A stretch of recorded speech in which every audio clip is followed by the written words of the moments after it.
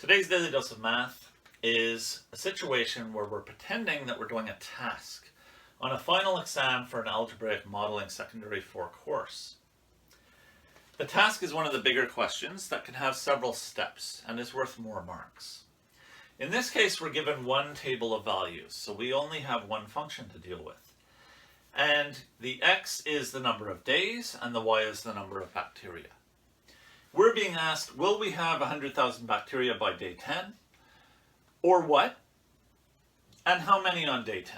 So the or what is happening because I don't have very much room on this chalkboard to write a long sentence. So what I mean by or what is, well, if it's not 100,000 by day 10, what day will it happen that we reach 100,000? We can't answer these questions yet. And we have to figure out what our starting point is.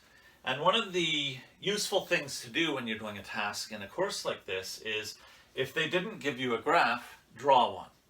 Drawing a graph allows you to analyze the situation. It also allows you to see what's going on a little better. And most students find it easier to proceed with the rest of the question after they've seen more than one way of presenting the data. The table of values is one useful way, and a graph is another. So I don't see any negative numbers in that table of values, so I'm going to draw a graph showing only the top right quadrant.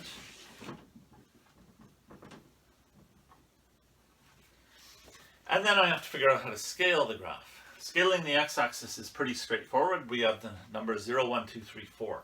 So I'm just going to make sure that 1, 2, 3, and 4 are all going to fit. But for the y-axis, we have numbers ranging between 2.5 and 1,562.5.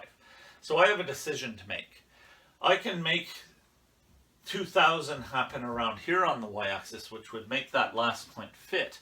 But it's going to be very hard to see the shape of the curve in the earlier points. And I'm deciding not to do that. I'm going to instead make sure that 400 fits here. And then I'll scale my axis consistent with that, and I know this last point isn't going to fit. And now I can graph. 0 to 2.5 is very hard to show because it's so close to the origin because of this scaling. 1, 12.5 isn't really very much easier to show. 2, 62.5, it's getting a little easier. And the last point we have to work with, 3, 312.5, is going to be about here. And I have enough to work with so that I can see the shape of my curve. Now I have to decide what type of function is it I'm dealing with. Without the graph, I really had no idea, and I should do my tests. And I start by testing for linear, then I test for quadratic if the linear test doesn't work, and then I test for exponential if the quadratic test doesn't work. Even though I can see right now that I really don't think this is linear, I'm still going to go through that process. I'm going to be careful. So the test for linear is the constant difference. And I'm going to start showing my differences here. What I'm doing is y-coordinate minus preceding y-coordinate. So I start with 12.5 minus 2.5.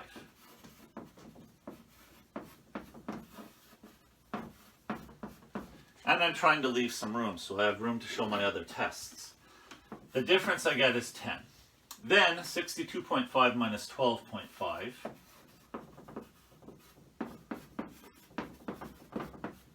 And my difference is 50. I'm already seeing evidence that this is not linear. 312.5 minus 62.5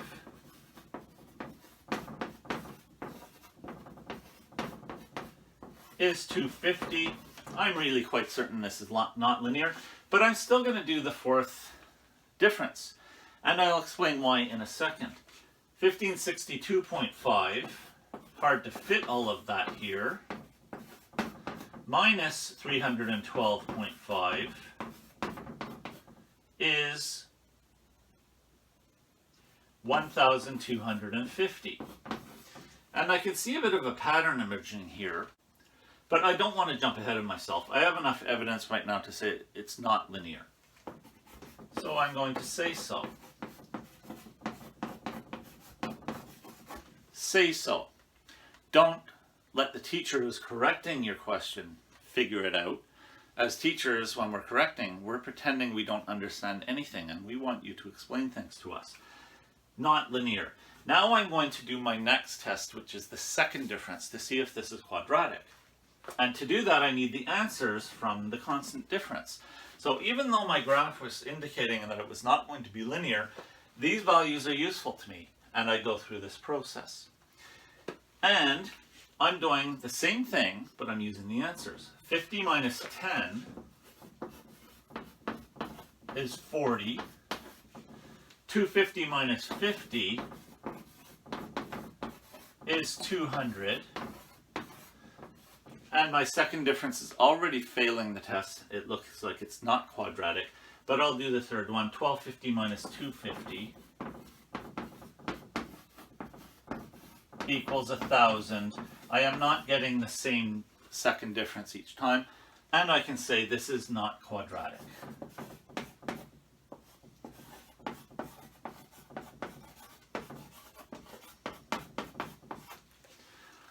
Now I want to do the third test, which is constant ratio. We could also call this constant quotient or even constant product if we wanted to. What I'm doing is I'm doing a similar thing with these numbers that I did in the constant difference, but I'm not subtracting, I'm dividing. So 12.5 divided by 2.5 is 5. 62.5 divided by 12.5 is 5. It's working. 312.5, I'll do it here because I'm running out of space, divided by 62.5 is 5. I'm getting a constant ratio or a constant quotient. This 5 is a 5-to-1 ratio. And I have a feeling if I did 1,562.5 divided by 312.5, the answer would be 5. And that means this is exponential.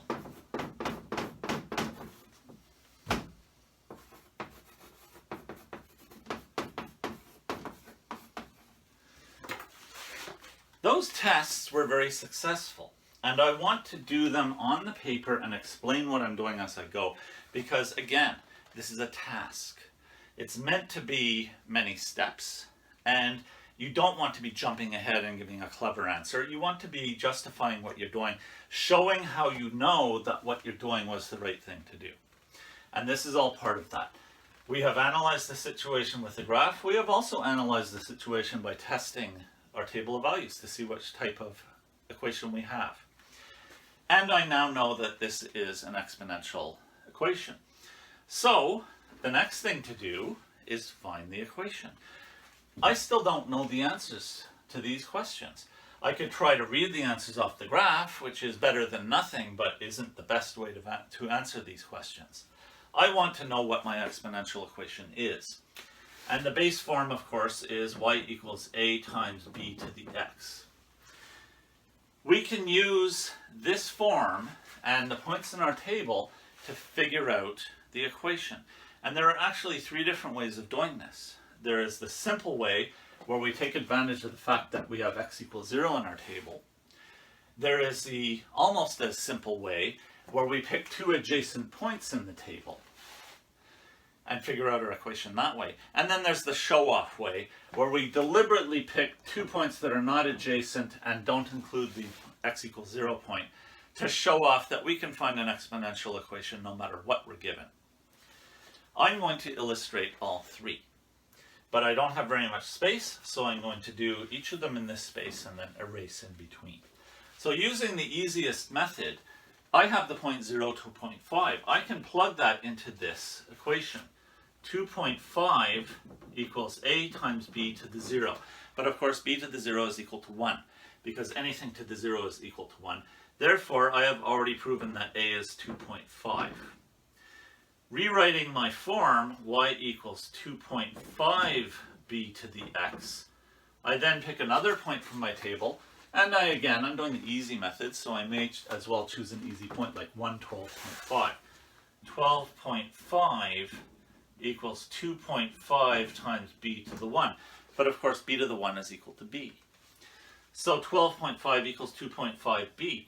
I can divide both sides by 2.5, cancel, cancel, and I get b equals 5. My equation is y equals 2.5 times 5 to the x. And I can use that to answer these questions. What I'm going to do though is I'm going to write that equation here.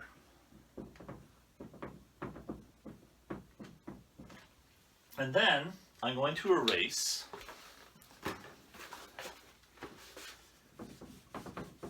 and I'm going to show the second, not almost as easy method for finding the exponential equation, where I don't use the point 0, 2.5. Let's say I didn't have that point, because if this is a task on an exam, it's possible that they give me a table of values that doesn't include that 0 point. So what I do is I pick two adjacent points.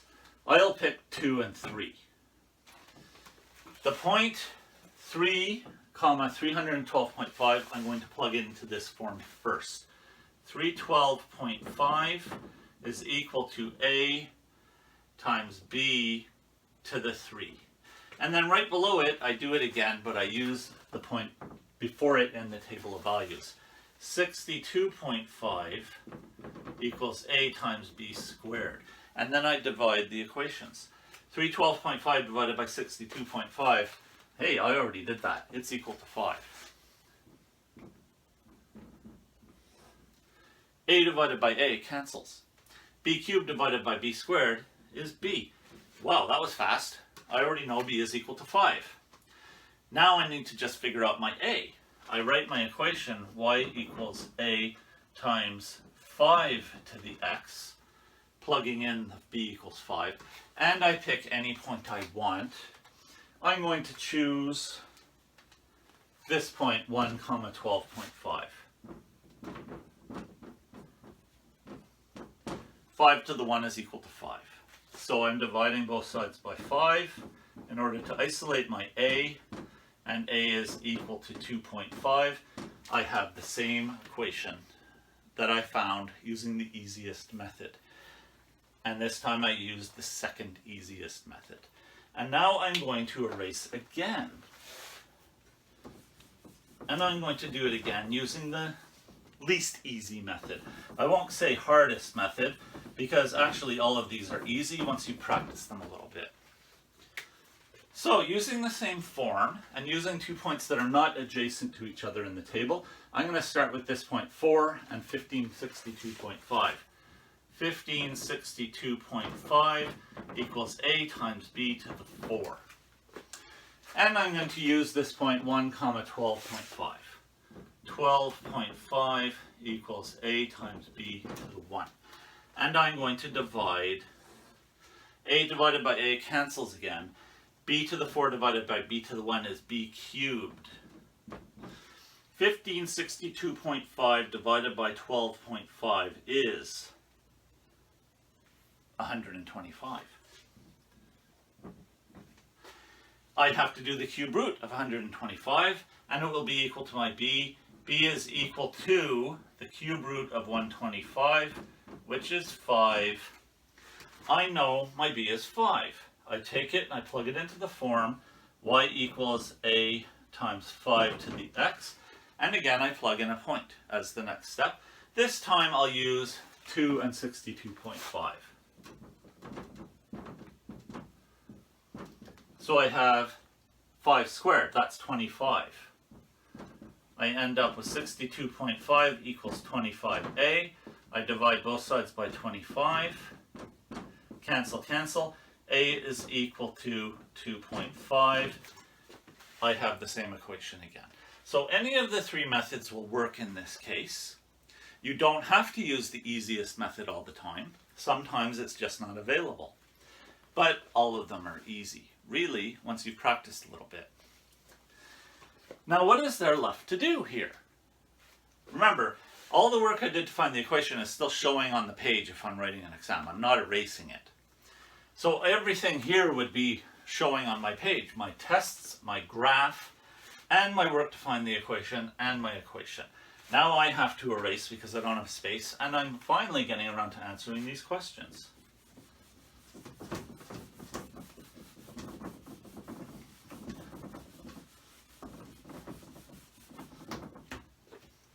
Okay, using this equation, I want to know what's going to happen on day 10. That should be enough to allow me to answer the first of the three questions.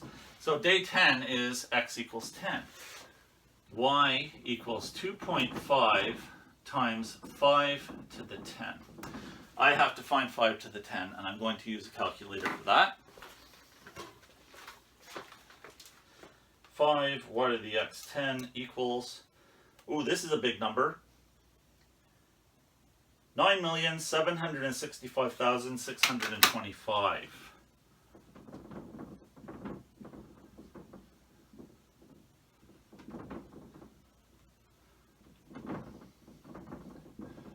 And I have to multiply that by 2.5.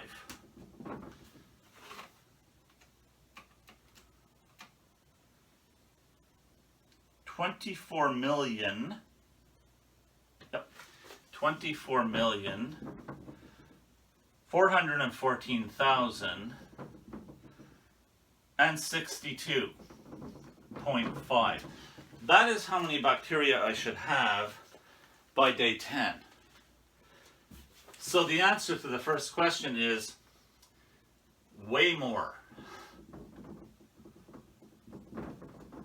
than 100,000 actually. So find whatever way you like to express that using the English language. We've answered the first question. Then we're at the or what question. Well, 10 days was far more days than I needed to get to 100,000. How many days did I need to get to 100,000? Well, one way that I can think of answering this question is, unfortunately, I'm going to have to erase some of my testing work over here. I can extend my table. And extending a table of values is a valid way of answering a question sometimes, although it's not always the most efficient. I'm going to see what happens if I make x equal to 5. Now that I have the equation, it's easy to put points into a table of values. If I plug x equals 5 into the equation, I have y equals 2.5 times 5 to the 5. So I start by doing 5 y to the x 5, and I get 3,125. And when I multiply that by 2.5, I get 7,812.5. So I'm not there yet. If x equals 6, I'm doing 5 to the 6. 5 y to the x 6 equals 15,625 times 2.5, 39,062.5. I have a feeling I'm getting pretty close. If x equals 7, 5 y to the x 7 equals 78,125. It's happened. Times 2.5 equals 195,312.5.